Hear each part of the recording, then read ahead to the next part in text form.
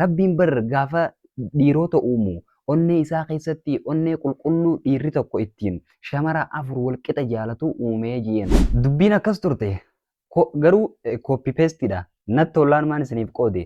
Seenaan akkas turte gaafa tokko haati manaatii fi abbaan manaa waliin jiraachaa turan. Abbaan manaa kun haadha manaa isaa isii alawaadaa yookaan mana nyaataa keessatti nyaata dalagu jirtu bira dhaqeeti yaa haadha manaa kiyyaa ilmaan kan kee afran kana eenyu irra jaalatta jeen. Haati manaa isaatis yaa abbaa manaa kiyyaa ilmaan kiyya afranuu ija bitaatii fi ija mirgaatii isaan afranuu walqixaan jaaladha. Qalbiin haadhaa daa'ima isii hundaa'u 10 isaa ta'u 4 isaa ta'u walqixa jaalattii jetteen.